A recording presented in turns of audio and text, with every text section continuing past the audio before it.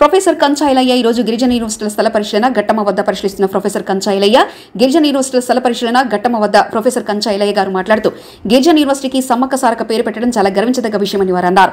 సమ్మక్క సారక్క ఉద్యమ వీరవంతలను కాకతీయ సామ్రాజ్యవాదులకు వ్యతిరేకంగా ఉద్యమ పోరాటం చేసి వీరమరణం పొందినారని ఆయన అన్నారు.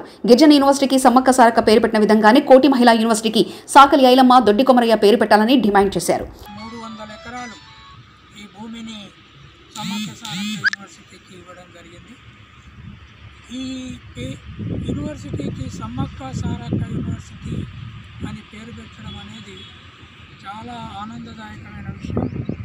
ఈ ప్రాంతంలో సమ్మక్క సారక్క మొత్తం ప్రపంచంలోనూ భారతదేశంలో మరీ ఎక్కువగా పేరుపోయిన ఆదివాసీ దేవతలు. వాళ్ళ పండుగలు, వాళ్ళ తీర్థాలు 2 సంవత్సరాలకు ఒకసారి పెద్ద ఎత్తున జరుగుతాయి. అయితే నేను చాలా కాలంగా ఈ తెలంగాణ ప్రాంతంలో కానీ దేశంలో కానీ ఏ ప్రాంతంలో ఆ ప్రాంతంలో ఏర్పాటైన యూనివర్సిటీలకి అక్కడి పోరాట యోధులు, అక్కడి దేవీ దేవతల పేర్లు పెట్టాలని చాలా ప్రచారం చేస్తున్నాను. ఈ మధ్య కాలంలో కేంద్ర ప్రభుత్వం ప్రారంభించదలుచుకున్న ఈ ఆదివాసీ ట్రైబల్ యూనివర్సిటీకి సమ్మక్క సారక్క అనే పేరు పెట్టాయి. ఇది చాలా ఆనందదాయకమైన విషయం. తెలంగాణలో పోరాట యోధులుగా ఉన్న మొట్టమొదటి పోరాట యోధులు 13వ శతాబ్దం నాటి ట్రైబల్ పోరాట యోధులైన సమ్మక్క సారక్క, సమ్మక్క కొడుకు జంపన్న ఈ ప్రాంతంలోనే కాకతీయులతో యుద్ధాలు చేసి చనిపోయారు. వాళ్ళ పేరుతో ఒక పెద్ద తీర్థయాత్ర జరగడమే కాకుండా గుడి తలుపులు లేనటువంటి ఒక దేవతా గుడులు ఈ ప్రాంతంలో ఉన్నాయి. ఈ యూనివర్సిటీ సమ్మక్కకు కాపలాగా ఉండే ఘట్టమ్మ టెంపుల్ ఎదురుగా ఉంటుంది. ఇది మున్ముందు ఈ దేశంలో ఒక గొప్ప యూనివర్సిటీగా అభివృద్ధి చెందాలనేది మా అందరి అభిప్రాయం. ఇక్కడ దయాళ సుధాకర్ అడ్వకేటు, రవీందరు, తర్వాత